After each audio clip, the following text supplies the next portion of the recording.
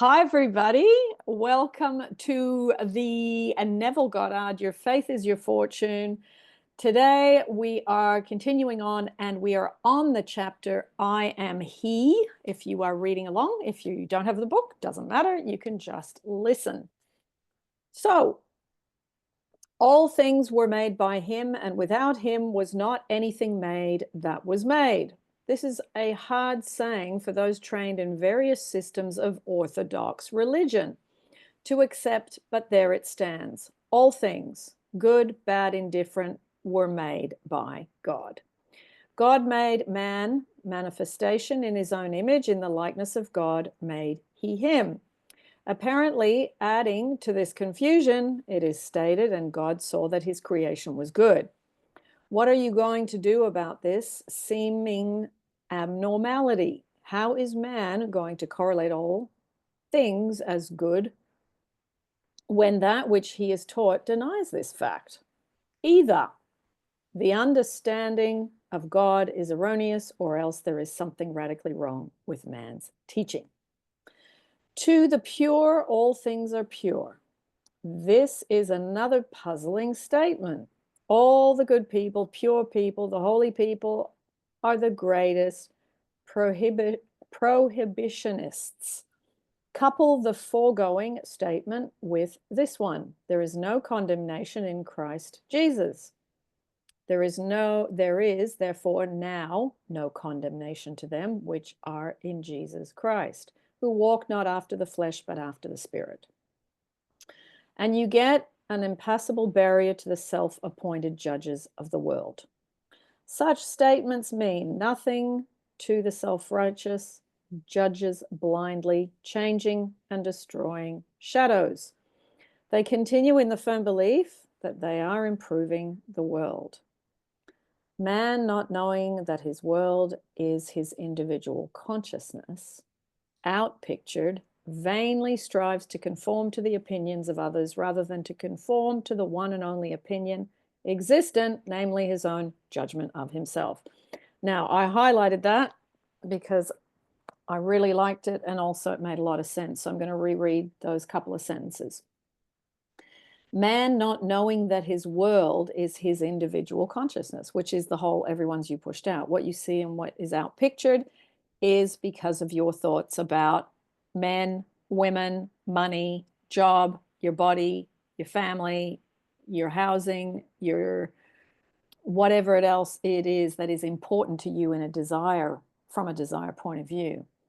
So once you understand that your world is your individual consciousness, it's a photocopy. Your external world is a photocopy of what you think, feel, and believe on all these different topics. When Jesus discovered his consciousness to be this wonderful law of self-government, he declared, I now sanctify myself that they also might be sanctified through the truth.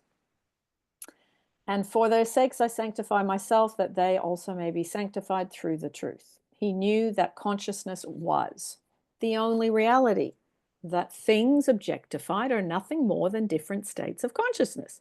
So if your consciousness is, I'm not wanted, I'm not loved, I'm not good enough, you will witness people treating you that way. And then you go, hang on a minute, that's just how men are, that's just how women are.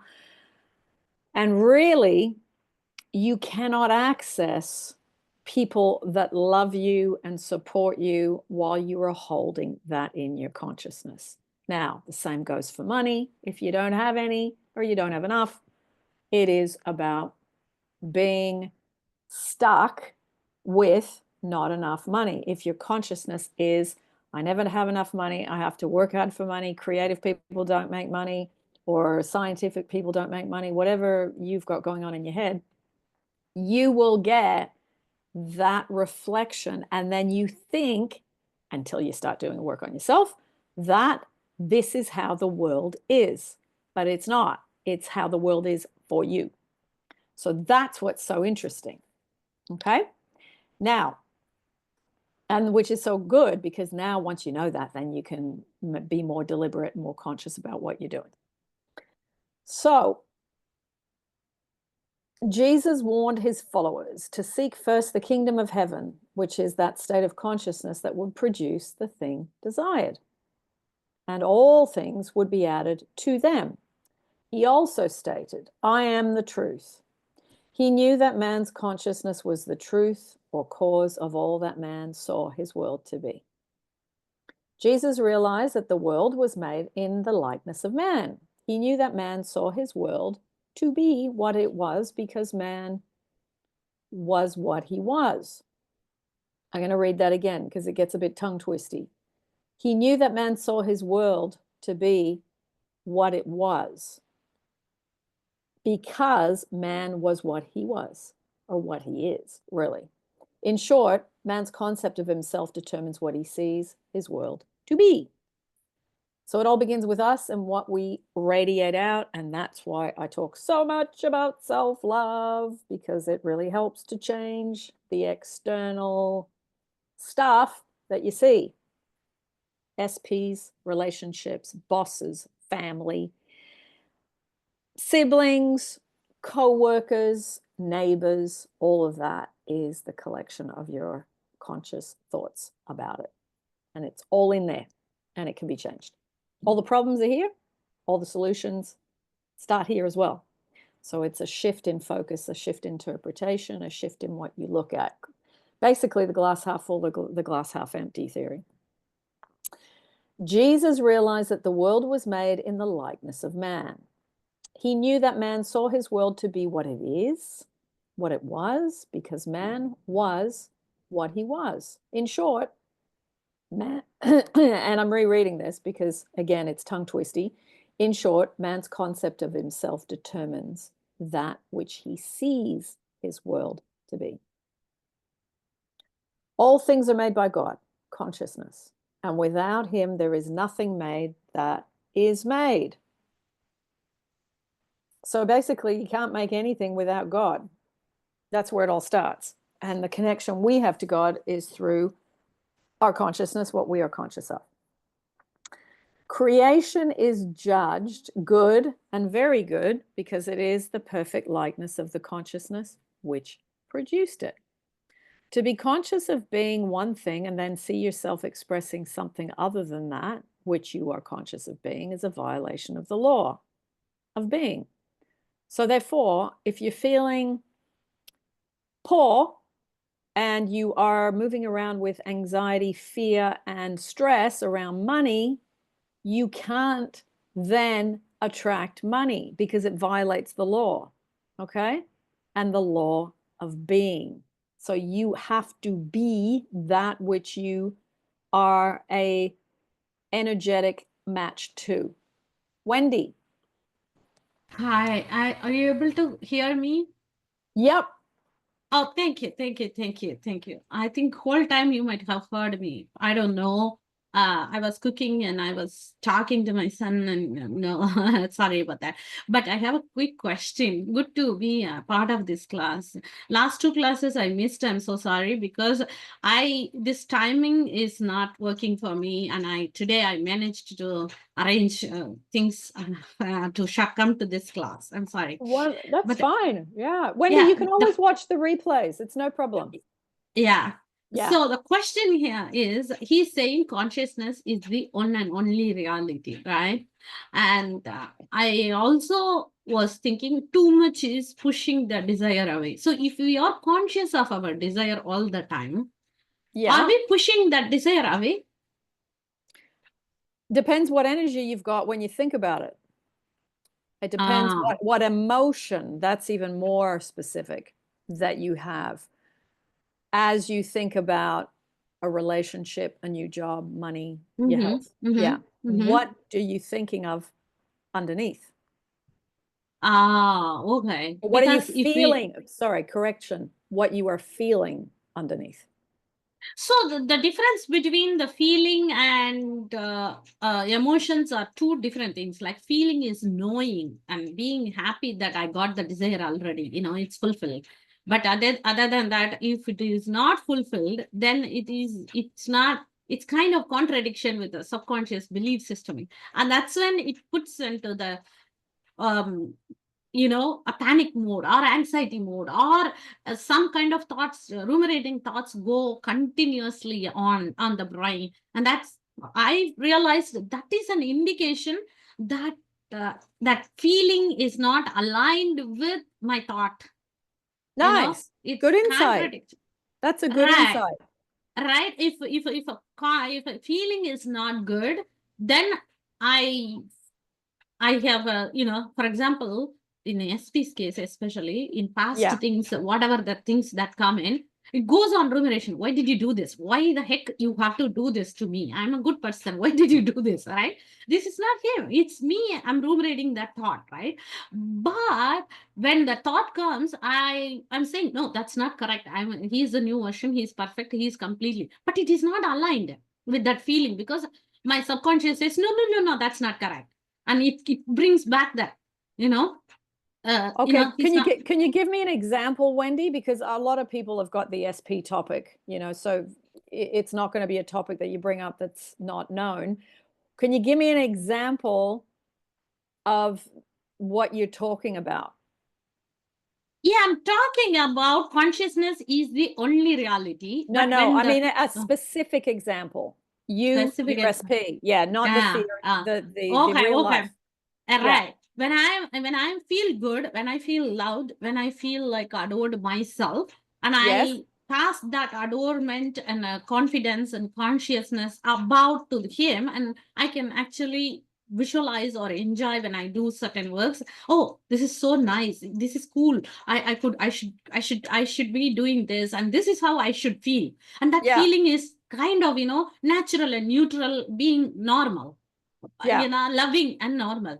But when sometimes when I go for a walk, or sometimes somebody kicks in, or some thought that I picked it up or something, then I have a feeling, oh my God, what the heck he has done to this to me? He should not have. He might be thinking that way, that I'm not worthy of this. He might be angry about me. He might be Yeah. angry this. He might be Yeah. angry about, I might have disrespected, but he has disrespected me. I have not disrespected him. Like this, the thought goes back and forth, and Yeah. immediately, oh, wow, wow, wow, wow, I'm not doing that. You see, he is Yeah. perfect. He is perfect. Well, maybe that's, I mean, does that work for you? That's the first question. Does that work? When I see that consciousness, then I immediately say that no, that's not correct. I'm in a new person, and his new version. I'm picking up new version of him. There is nothing wrong. I'm not bringing up the old anymore, and things like that. At that time, I I had a strong feeling in my stomach. No, no, no, that's not correct. That's not correct. That's not correct.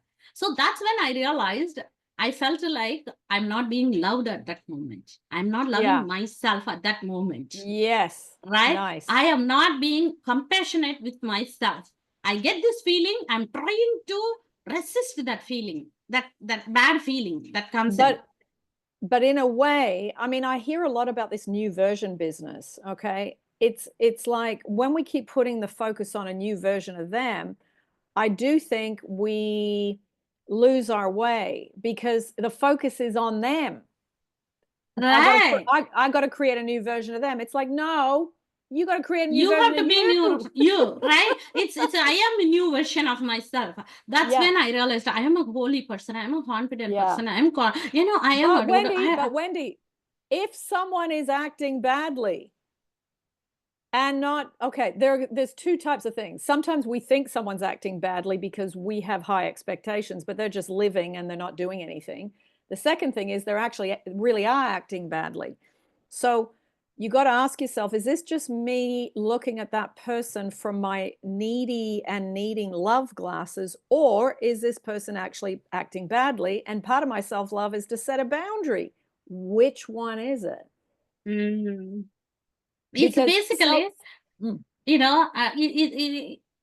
that person does not need not to be acting badly, because I know him from a long time. He's yeah, a very, very good human being. Okay, yeah, not yeah. that, but I created that type of energy within him. That's what it was. Me, Because I'm taking are it. you okay? Let me ask you, are you in I'm not getting enough, I'm not getting enough, I want more, I'm dissatisfied? No, I was like that, but I moved from that. I moved Okay. completely. It's 48 years of subconscious belief system, not good enough, not worthy of love, not being self-loved. Okay. Okay. And I did not feel my worthiness and valueness within myself. Right. And now I am not like that. I don't need anyone in this world. I'm alone. But such an incident, I do see when I work on my self-concept, he does reflect back to me. But I have this strong boundary of not contacting him, not messaging him. No, I'm not going to do that. I'm not going to do that. You know? Why? I feel like it's kind of, the past version he hurted me in that, right? That's what it's putting my boundary in myself, within myself. I know even if I talk to him. Were you doing all the contacting before or too much? Is that why? No, back then? That's kind of, no on and off contact. Okay. It's not continuous contact. We don't speak for 3 months, 2 months, and then I just send a message or he will send a message and we will speak again 1 or 2 days and then again go off. Okay. Go off like that. But Wendy, if you are not contacting him at all, how is that being loving to the person? That's waiting for him to contact you, if that's what you're doing. Would that be right? You're waiting for him to contact you? Yeah, I am. Okay, well, that's trying to get and take. That's not loving. Oh, partially. Good catch. Good catch. Good relationships do 50%. Right. And I'm not a big believer in men have to chase women and they've got to do this and they've got to jump through those hoops. I'm not. Yeah. I mean, when people really love each other, they just both contribute. End of story. It doesn't matter. I mean, someone has to approach at the very beginning, but women don't have to turn into men and over pursue, and men don't have to turn into having to be the knight in shining armor and do everything. I think when you really have a mature relationship, both people just give. And you got to just be careful if you're an overgiver not to overgive. So I think it's bringing your feeling of security towards the relationship, also having good boundaries if you need them. That's self-love. But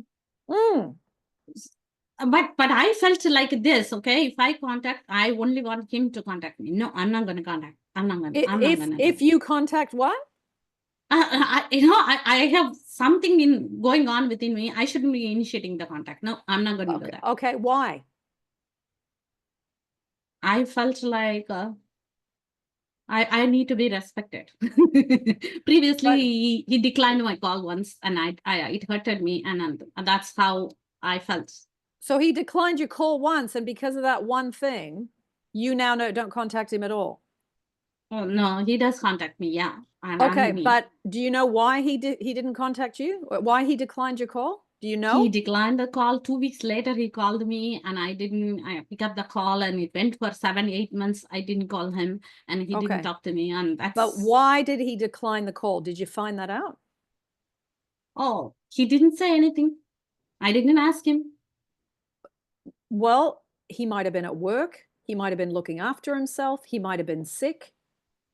No, it was not like that. I knew that time he was available. I knew that time abruptly he did it because of my self-concept. Okay, but why is one rejection something that's going to cut you so hard? Sometimes people reject calls because they've had enough for the day and they just don't want to talk to anybody. That's looking after their own self-love. Now, I'm not sure what it is because I don't know him. But you've jumped to a conclusion that may be wrong. And then what you've done is you're punishing him for it now. Oh. That's not loving someone. That's not giving him the benefit of the doubt, you see. And you're withholding. You're actually I did. Yeah, you're withholding. That's not love. That's not unconditionally loving someone that you say you really want to be with, if you do really want to be with them.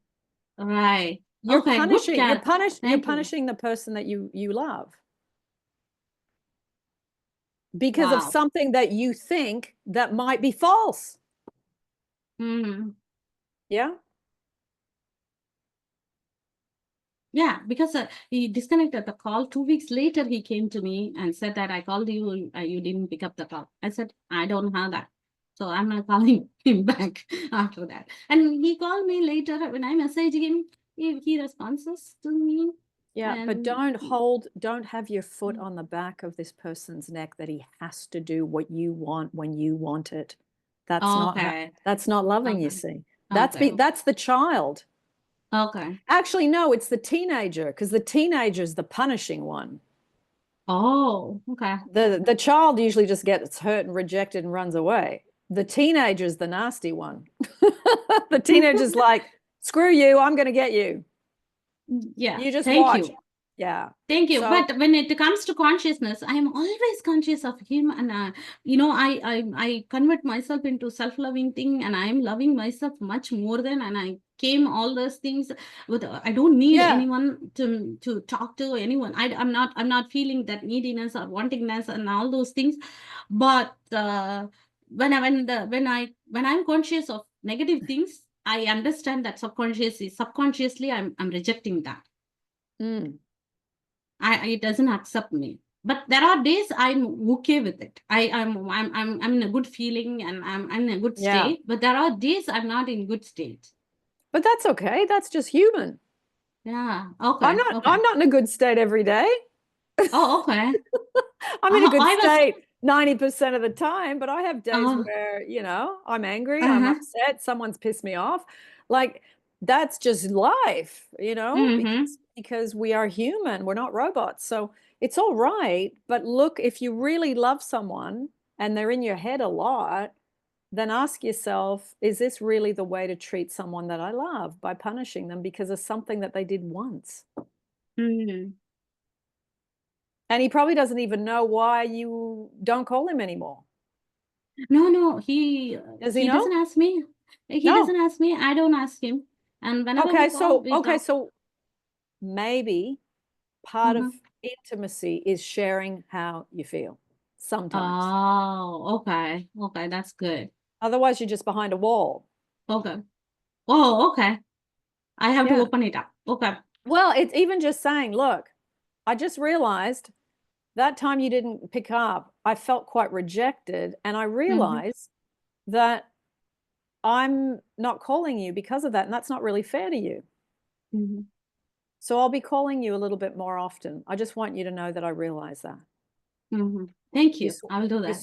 Yeah. And that opens up the conversation for, I just got to turn my light on. Yeah, it's just opening up the conversation for better communication. I mean, if you're gonna be with someone, you're gonna have to have conversations about what you feel and think. Sometimes I think sometimes we as women go on too much. I think we go on right. But I never expose my feelings to anyone. No. So that's not mine. Okay. That's maybe fear of rejection, fear of loss, fear of rejection. Yes. Fear of abandonment. Yes. Yeah. You know what? Fear of rejection. I mean, rejection doesn't kill you. It just, it cuts you for a little bit. But then if you keep protecting yourself because you think you got control, someone will hurt you in another way. You can't continually protect yourself. Just go, okay, ouch, that hurt. Phew, I don't want that again. But you know what? If it happens again, I'll just move through my emotions. Rejection doesn't kill you. The fear of rejection cripples you. Yeah. True. Agnes. It's literally. Don't worry, you'll get heaps of time to practice. You'll get heaps. Yeah. It is. Yeah. True. Good. Yeah, it's just learning, Wendy. It's all just learning. It is learning. It's definitely a learning curve. Yes, definitely. Yeah. I mean, I was the same at your age, at 48. I did the same stuff, so I get what you're saying. Now at 58, I don't do it as much. Yeah, it is a learning curve, but I have come so much far from past year onwards. I got so much of realization, but there are certain nuances there where I was missing. I never initiate, I never overgive, I never do any of that, and I keep quiet myself, pulling myself away from it, basically. Now That's it's finding not now it's finding the balance. finding the balance, right? Yeah, that's important. Yeah. Yeah. Good stuff. Good, good, good. Thanks. Thanks. That's all right. All good. Okay, let's go on. Where was I? We read, I'm just going to go back. Jesus warned his followers to seek first the kingdom of heaven, the state of consciousness that would produce the thing desired, and all things would be added to them. He also stated, I am the truth. He knew that man's consciousness was the truth or cause of all that man saw his world to be. Jesus realized that the world was made in the likeness of man. He knew that man saw his world to be what it was because man was what he was. In short, man's conception of himself determines that which he sees his world to be. All things are made by God, and without him there is nothing made that is made. Creation is judged good and very good because it is the perfect likeness of that consciousness which produced it. To be conscious of being one thing and then see yourself expressing something other than that, which you are conscious of being, is a violation of the law of being. So yeah, you can't be poor and manifest money. You can't be stressing out about work and attract an amazing best dream job ever. And you can't be feeling unloved and unwanted and fearful and anxious and expect someone to show up and love you. You must be relaxed, happy, joyful, connected to the desire in a loving way, as in have good feelings about it. Now, he also says, the law of being is never broken. Man ever sees himself expressing that which he is conscious of being, be it good, bad, or indifferent. It is nevertheless a perfect likeness of his conception of himself. It is good and very good. Not only are these things made by God, not only are all things made by God, all things are made of God. All are the offspring of God. God is one. Things or divisions are the projections of the one. God being one, he must command himself to be the seeming other, for there is no other. The absolute cannot contain something within itself that is not itself. So basically, we're little pieces of God floating around in separate little bodies. But as we keep hearing, we are one. And now it makes sense, because if we come from the mothership, then we are all little baby ships, so to speak. So, I am that I am is the only effective command. I am the Lord, and beside me there is none else. You cannot command that which is not, and there is no other. You must command yourself to be that which you would have appear. I am fill in the blank. I am healthy. I am wealthy. I am successful. I am handsome, attractive, beautiful. I am whatever it is. You got to fill in the blank. That's why I am affirmations are really good. Short, sweet, simple, to the point. Let me clarify what I mean by effective command. You do not repeat like a parrot the statement, I am that I am.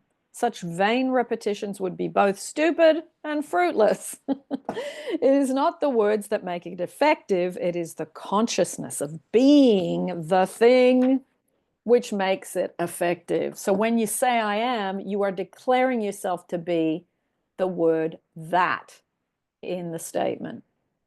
I am that I am indicates that which you would be. The second I am in the quotation is the cry of victory. Elaine, go ahead. Okay, I have a quick question on that. Yeah. Where he says, hold on, I'm just going to read it. You do not repeat like a parrot the statement I am that I am. When I was watching very early on in my journey, and I was watching some YouTube videos, they attached robotic affirmations to Neville. But I know. Is he saying not to do that in this? I don't know what this trend is about robotic affirming. It's like somebody started that and it's just created this explosion. Okay. I think, Elaine, and I understand you watch that stuff because you want to learn, But Yeah. we have to start with saying an affirmation, and it doesn't mean anything. The fact is, you're trying to go from I am poor and I'm unloved to I am wealthy and I am loved. That's what in those two examples. You're having to commit it to the mental realm before your body can then start to feel it. So in the beginning, it's just your mind engaging. That's how you start to change a belief.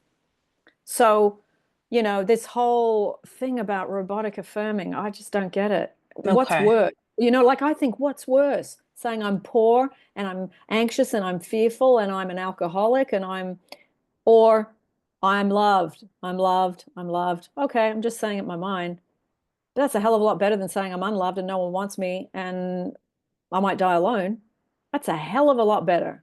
So I Okay. think it's stepping stones of moving from what you don't want, what the thing you're stuck in that's causing you some anguish.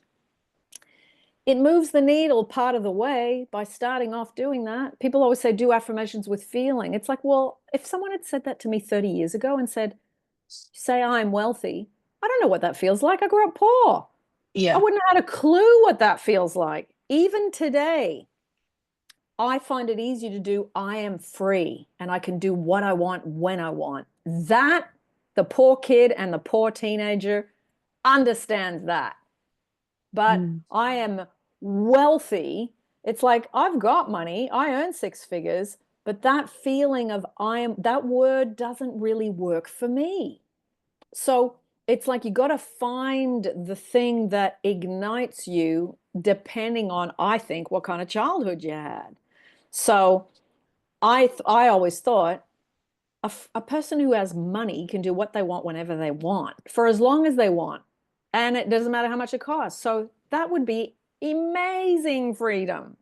So that was much easier for me to compute at a mental level rather than say, even I'm abundant and I'm prosperous. I know those are good words from my head. My body cannot, and I'm highly visual. A big pile of abundance, a big pile of prosperity. There's no shape to that for me, even Okay. though I know those words work for other people. And I get it. If it works for you, knock yourself out. That's great. But I found I had to go around the circle in different ways because I remember thinking, I'm hearing these words. I can repeat I am wealthy. It doesn't bring up negative emotion. It doesn't bring up positive emotion. It doesn't bring up anything. Still, 30 years later. But I'm Okay. free. Woohoo! That I can get on that and ride the surfboard. Yeah. Okay. So it's the key is finding what works for you, right? What Yes, and ignites you, what start. lights you up a little bit. Yeah, and start with, if you feel like you're just doing the affirmations from the mental state, just know. I mean, it took me like a year and a half to say I am love and feel it. So what? At least I got there. I am love was a foreign thought to me, as in that I was able to generate it for myself. I mean, if my mom hugged me or whatever, I felt I was loved. But I was like, I just couldn't hit the target with I am love back then. I just thought, where do you grab that from? There's no shape. I can't see an image. Mm. But it's like the mind, I think, starts it off and then it drops down into the heart and where the emotions are in the stomach. So Okay. don't worry if you're not doing, I mean, honestly, this whole robotic affirmation thing is just, I just think, what are you talking about? You have to change a belief. You have to start with saying something in your head. Like, let's make this practical, So Thank you. Thank you so much. I'm pretty grassroots, Elaine. You know that. I just think, oh, for goodness sake, if it's too technical or too complicated, then no. The affirmations have to be simple, the meditations have to be clear, and the script has to be simple, and you cut the dead branches off the tree, and you just keep it simple in the application so that it's almost like you got to make it easy enough for your inner child to understand. Then it makes sense. Thank you again. My pleasure. Okay, where are we? I've lost myself now. Elaine, do you want to read?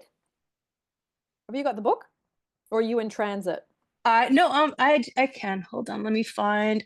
I'm using the online PDF, so I'm on page 69, but I don't know if it's the same spot where did it go? Were you following where I was? Like, were Yeah, you let in me the same? clarify what I Okay. mean. Is that where you left off? Yeah. Yeah, Just keep I'll going read. from where I left off. Yeah. Okay, let me clarify And what I when mean. Oop, and when you're sick of it and you've had enough, just say, hey, take over. okay. That's fine. Let me clarify what I mean by effective command. You do not repeat like a parrot the statement, I am that I am. Such vain repetition would be both stupid and fruitless. It is not the words that make it effective.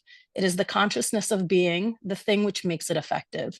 When you say I am, you are declaring yourself to be. The word that in the statement, I am that I am, indicates that which you would be. The second I am in the quotation is the cry of victory. This whole drama takes place inwardly with or without the use of words. Be still and know that you are. This stillness is attained by observing the observer.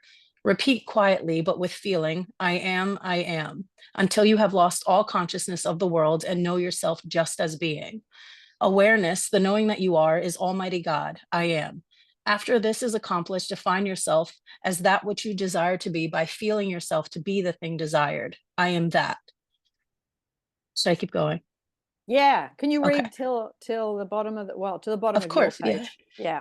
This understanding that you are the thing desired will cause a thrill to course through your entire being. When the conviction is established and you really believe that you are that which you desire to be, then the second I am is uttered as a cry of victory. This mystical revelation of Moses can be seen as three distinct steps. I am free, I really am. It does not Yeah. matter what the appearances round about you are like. All things make way for coming of the Lord. I am the Lord coming in the appearance of that which I am conscious of being. All the inhabitants of the earth cannot stay my coming or question my authority to be that which I am conscious that I am. I am the light of the world, crystallizing into the form of my conception of myself. Consciousness is the eternal light which crystallizes only through the medium of your conception of yourself.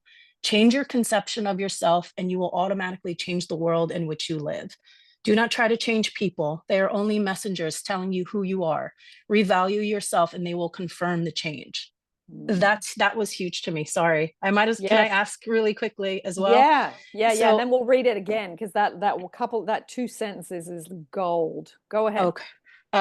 It took me almost a year to realize that it isn't anybody on the outside and it is me. And yesterday I was having a conversation with a couple of friends and they said, why do you keep blaming yourself? And I said, well, because it was me. You know, people reflect you and what your beliefs are about yourself. Yeah. And it really did take me a very long time to figure that out. Mm. And now And most people will say what your friends say. Stop Why do blaming you blame yourself. you? Yeah. Well, it's Yeah. like they go, you're blaming yourself. It's like, no, I'm taking responsibility for myself. That's different. Yeah. So, but I do think people do sometimes blame themselves with everyone's you pushed out. It's like, okay, there's a war in that part of the world. That's my fault. There's, some fires in Los Angeles. That's my fault. And it's like, oh my goodness, that is such a heavy load. So I don't think taking it to the extreme, nature trumps everything. You can think whatever you think, and nature's going to win every time. Some people think they can affect the weather, and like the Native American Indians. And I do think some cultures are more connected to the weather because of their connection to the land, to the animal kingdom, et cetera, et cetera. And they have been perhaps taught things that we who are living in cities or dense areas, we are separate and disconnected from that to a degree. So I don't think no one can affect the weather, but I do think it's a small minority that would have the ability to be able to do so. And therefore, we have to yield to certain laws. Like, even if you don't believe in the law of gravity, you jump out the window, you're going to end up like a pancake. It doesn't matter whether you believe it or not. The law of gravity is not going to make you bounce. It's not. So there are certain laws. All these laws fit together, but I do think some laws trump others, like the law of nature and how the cycles work and all of that. And if we look at that and learn from that, that's why, you know, this whole thing about getting everything fast in 30 seconds, in 1 minute, in 3 days, whatever. It's like, well, nature doesn't work that way, and we are part of nature too. So if we can learn from nature, then we can have the, let's say, wonderful understanding of flowing with the cycles, as well as working on our self-love, so we can influence certain things in a positive way. But packaging and timing, how it shows up, when it shows up, that is God's department. We do not control those things. Okay. Mm. Should I reread that part? Or Yes, go Okay. ahead. It's beautiful.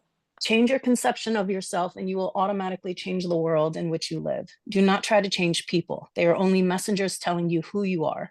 Revalue yourself and they will confirm the change. Yeah. So nice. You want to read another couple of paragraphs? Sure. And then I'll take over to finish. Okay. Now you will realize why Jesus sanctified himself instead of others, why to the pure all things are pure, why in Christ Jesus, the awakened consciousness, there is no condemnation. Awake from the sleep of condemnation and prove the principle of life. Stop not only your judgment of others, but your condemnation of yourself. Yeah. Hear the revelation of the enlightened. I know and I am persuaded by the Lord Christ Jesus that there is nothing unclean of itself, but to him that seeth anything to be unclean to him, it is unclean. And again, happy is the man who condemneth himself, not in that which he alloweth. Stop asking yourself whether or not you are worthy or unworthy to claim yourself to be that which you desire to be. You will be condemned by the world as long as you condemn yourself. Hmm. You Isn't do not that good? Isn't that good? Stop asking yourself whether that's basically like, again, is that the part where everyone is you pushed out, where it's like depending on what you feel, Yeah. others Yeah, will, like if you condemn yourself to, I'm unloved, I'm not wanted, love is over there, I can't access it. Other people are, but for some reason I can't. I've been shut out from being able to access that person loving me, because the whole thing is about, you think that you got to get love from that person to feel loved. And when you're working within that framework of understanding, you are in anguish because you are not looking at that love comes from within, it comes from God. It's that connection, meditation, prayer, you know, spiritual practices that bring you back to that again and again and again. So it's you condemn yourself to anguish and suffering when you don't understand the rules of engagement. So this is why we do all these things like reading Neville, you know, listening to YouTubes, learning about self-love, improving ourselves through personal development, treating ourselves with more respect. If you want respect from someone, you need to respect yourself. All these things have to start with you, but we think we as in people in the world, we are taught to focus on the outside and to drag it through being an action figure towards us. That's how a lot of the world operates. And when we come from that principle, we are constantly dissatisfied and waiting for the external to give us. That's why people are constantly following up. That's why websites are always, oh, we noticed you were at the checkout, but you didn't purchase. Always trying to fish hook back more. Even websites, even companies. Now, there are amazing companies, amazing websites, but they are in a minority still. I think it's 80-20, as in how this operates.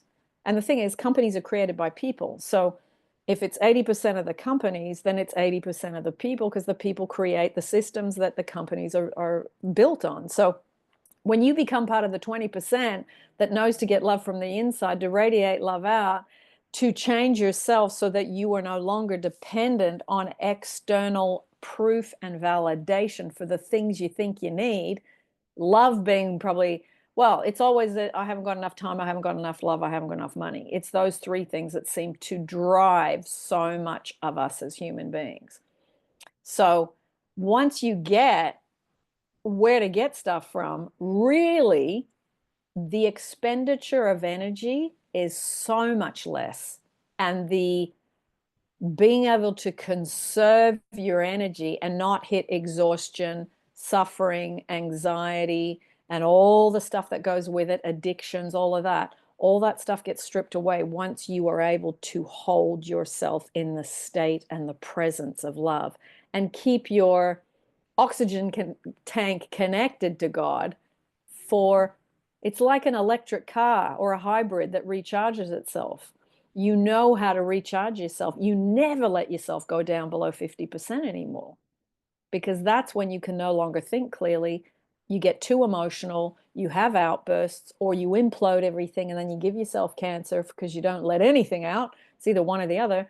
All these things slowly drop away, and you become radiant.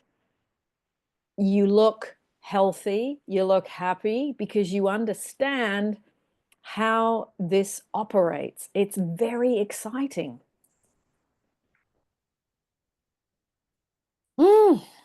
Absolutely. I feel like I'm hogging the conversation, so please, guys. No, don't worry. No, sometimes people want to speak, other times people don't. So don't worry. It's like Okay. people are listening to what we're discussing, and if they've got something to say, they'll put their little cartoon hand up. Can I ask a quick, because I Yes. made a connection with, stop asking yourself whether or not you are worthy or unworthy to claim yourself to be that which you desire to be.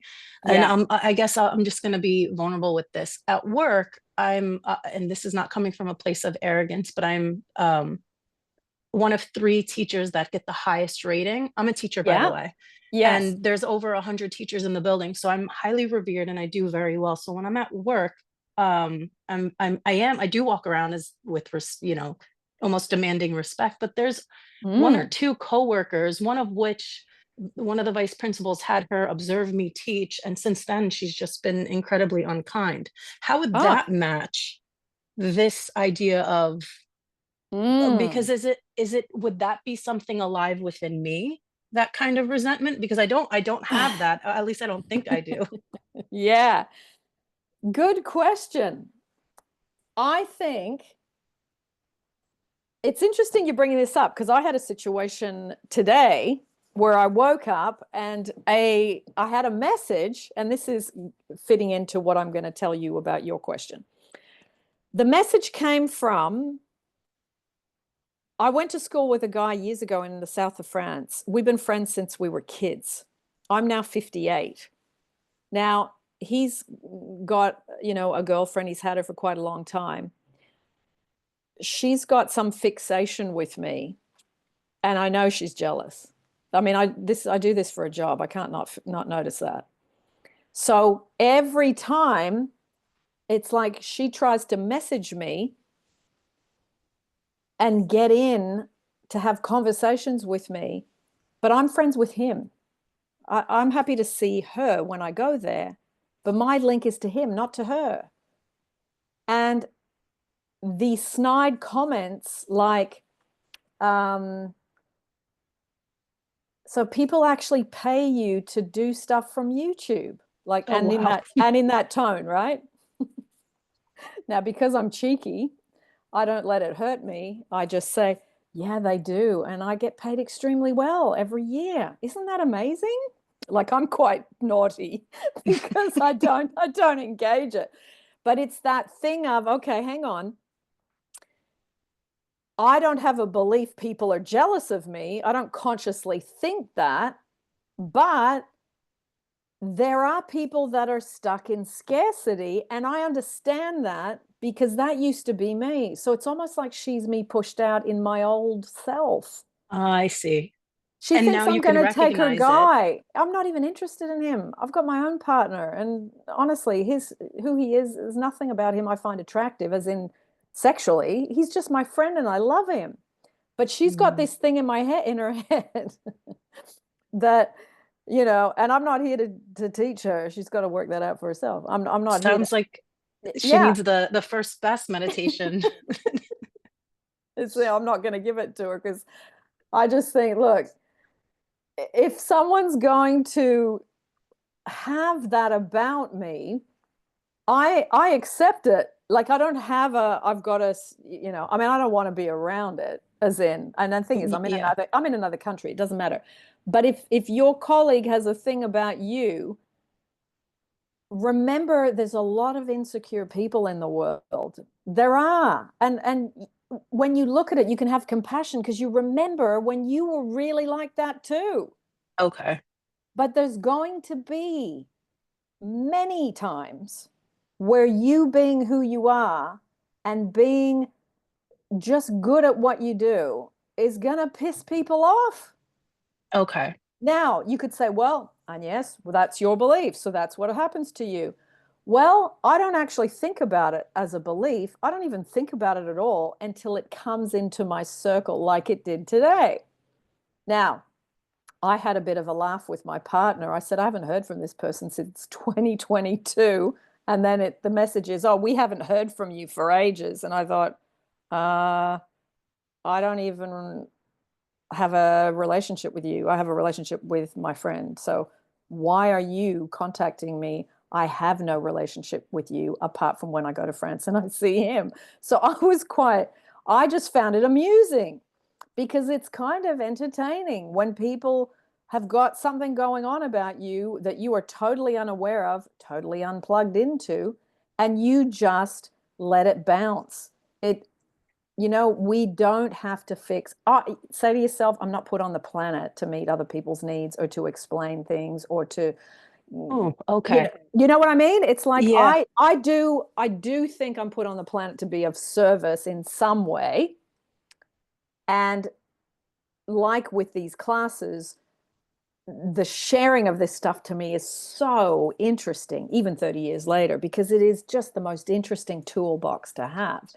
So doing it like this is wonderful because people are here because they want to learn and apply and they love the mechanics of it. Like you guys love the mechanics of this as much as I do. That's why you're here. That's why people come to the money class or the SP class or whatever. There's certain topics that you're really interested in, and breaking this stuff down has got some level of satisfaction. But we don't have to sweep everybody's side of the street, Elaine. Okay. You know what? You observe it and you don't step anywhere near it. You don't buy into it. You know what? My self-love boundary is I'm not engaging with that. I answered. I said, oh, here's a picture of us, and then off I went. I just thought, and then I thought, oh, I haven't spoken to my mate for ages, so I messaged him. I'm not interested Which is more important. Yeah, I'm not interested in having a relationship with someone who's jealous of me because, well, I know why she's jealous because her guy, every time we get together, he goes on about how great I am and she can't stand it. That's not my business. I love him. We are both positive and we like to talk and we like to break things down. He's like me. That's why we get on well. I've got my own guy. He's got his own woman. We are never going to be interested in each other. So the jealousy is not warranted. I don't show up there with my boobs hanging out at his dinner table when they invite me. I don't do that. I'm quite conservative in how I dress. I'm not a sexual flirter with people when they're in their partnerships. And the thing is, I've got my own partner. I don't flirt with anyone. So I know I'm clean on my side of the street, but I'm not here to make her feel more comfortable because she feels jealous because of my friend, not my ex-friend, he is my friend, and he will continue to be my friend till the day I die. I'm not here to work out her jealousy for her. And that is where I think that's taken me a long time, Elaine, is to not take on someone else's stuff with me. I don't need to step into that ring. That's not my ball to carry. My bag, not my ball. Thank you. Thank you for sharing that because it does make sense. Yeah.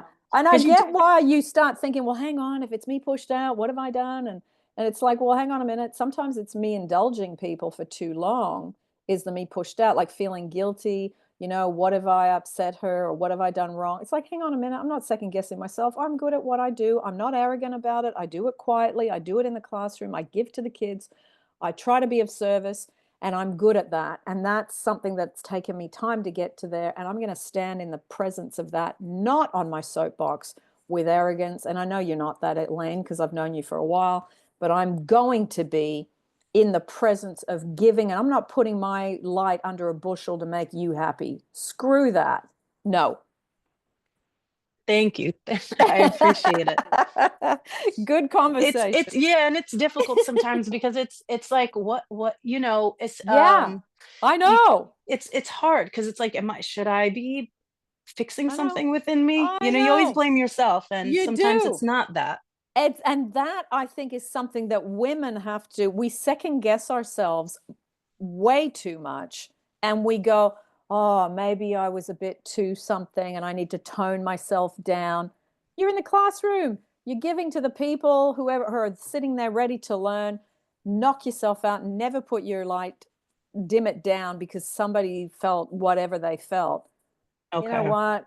Your issue. I'm not your therapist. I'm your colleague. I'm not even your friend. I'm your colleague. Right.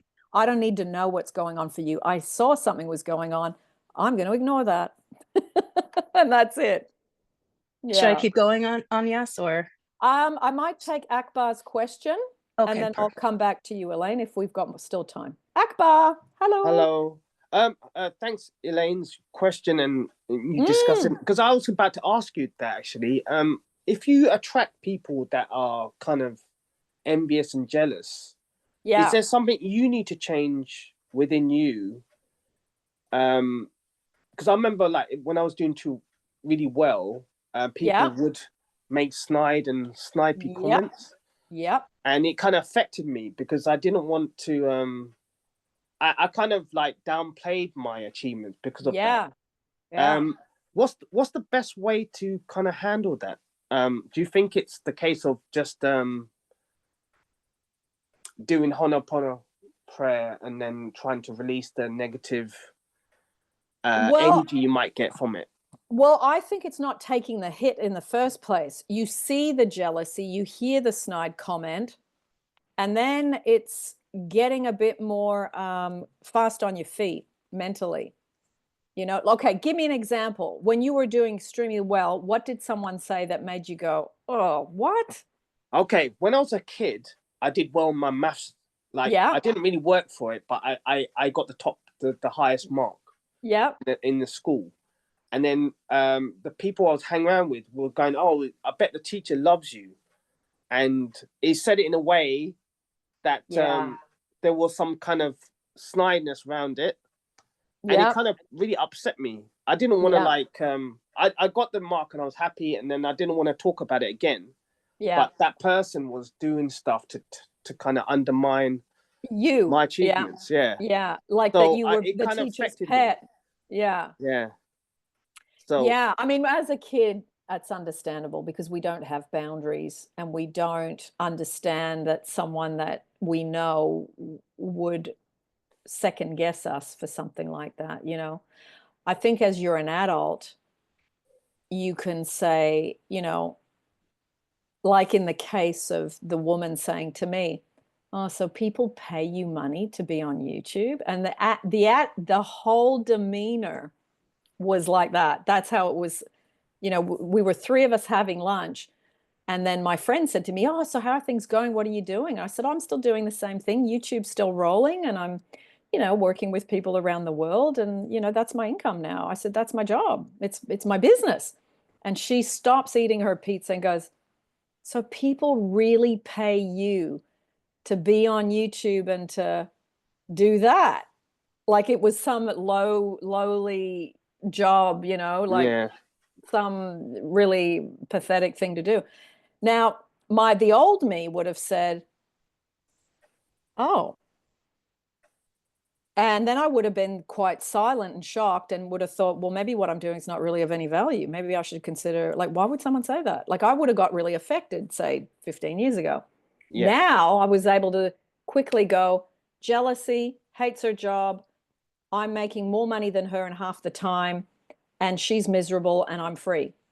So I computed that really fast and then said, yes, actually, it's going better than I thought it would. And I'm really loving it. I love what I do. So I was a bit naughty. Do you think it's a control thing with your friend's girlfriend? Yeah. Because I had that with my sister-in-law. My sister-in-law tried to control my brother. Yes. And she did it by isolating him from everyone else. Yes. Yeah, she can't stand it when he asks me over for dinner. I can see it's excruciating. But the thing is, I actually, if I'm honest with you guys, I don't like her. Because she's like that, I don't like her. So she would never know that I don't like her because I'm in their home or I'm out with them. I'm always pleasant. I make eye contact. I include her in my eye contact. I don't just look at him and talk to him. but I don't like the base foundation of who she is at all. She's everything I don't like in a person. She's negative, she's miserable, she's staying in a job for decades and still complains but never looks for anything new. She's just the type of person I don't vibe with at all, you know? So it's like, I accept that I don't like everybody. She's one of them. I do my best to surrender and let go when I'm there. I actually try and see him when she's at work, so we just see each other together on our own. And I just have an acceptance that I kind of just surrendered to it. And I am a bit naughty with it, Akbar. It's like a cat playing with a mouse. Because she comes at me, it's like, okay, you don't know the information I know. I can read what you're doing so easily that this is about him speaking highly of me. You hate that, so you dislike me because of how he looks at me. Yeah. And that is not my bag to carry. He's been my friend 30 years before he ever met her. So that's between them. I don't have anything to do with it. But it's that thing, if you're going to come at me with something like that, I'm going to not let you get away with it. I won't confront you, but I will actually put salt in the wound and make it worse for you because you've come at me and tried to demean me, belittle me, and put me down because of the work I do. I'm going to have a little bit of a moment of playing with you as you're a little mouse and I'm the cat. That's what's going to come up. So I am a bit naughty because I know I can contain it's almost like I don't even get aggravated by it because I know where it's coming from. But if you're going to take a hit at me, I'm not Martin Luther King, turn the other cheek. Sorry. That's not my way. I'm more Malcolm X. And I for an eye. So there is that part that comes up. And I think, okay, let's have a bit of fun here and let's play a little bit with this. Because you've come at me, then that's what's going to unfold. It's like she just can't help herself. She just has to come at me, you know? So it is about not taking the hit so seriously. And that's what I was getting to by telling you that. Okay. Don't take the hit, just kind of duck, let the arrow fly past. And then, you know, as a kid, no, you can't do that because you don't have the boundaries. But as an adult, because you are quite observant of people, you know, if it happens in this day and age, at this age that you're at this stage of your maturing into an older person, be more savvy with, because you don't want to get angry because you give your power away. Right. Yeah. Yeah. So you hold it and you go, okay, let me channel this or funnel this into something else. And let me rise up in my ability to do that. Yeah. Yeah. Beautiful. Thank you. Thanks a lot. My pleasure. So we will continue. Oh, that was good. That was good discussion. We will continue. I'm just going to put a little thing there. And we will continue next week. Love this book. It does bring up good conversation. We've been reading. You can't speed read Neville Goddard's books, can you? No, I you think that's the worst thing, because when people say you can speed read, Yeah, I'm thinking, you can't do that with Neville. No. And I mean, if you're speed reading, you know, something that's kind of not massive in its breaking it down. I mean, this is huge. This has got so many tentacles to it. So, I mean, I've read this book at least 10, 15 times. Wow. Every time I read it, I get something new out of it, and sharing it with you guys, it's like, oh, wow, I forgot about that. You know, it's like it rejuvenates itself. It just, the more you elevate in your understanding, it's like you feel like you're reading a totally different book each time you read it. Yeah. It's so great. Yeah. So thank you, everybody. Thanks. Good discussion today. And we had a bit of a laugh, which is good. And I will see those of you that are joining the money group in about half an hour. And if you haven't joined and you'd like to join, you're welcome to a free spot if you have not been offered one yet. So I'll see you soon. I'll upload this tomorrow, and then you can go back and have a second laugh if you go and listen to it a second time. See you soon, everybody. See ya. Bye, Bye, everyone. everybody. Bye. Agnes, Yeah. I would love to join the money group if that's possible. Yeah. that You got my email address? Yes, I do. Just email me now and I'll send you Okay. the link straight Okay, away. No great. problem. And Thanks. I'll see Okay. you in half See an you hour. soon. Okay, bye-bye. Bye.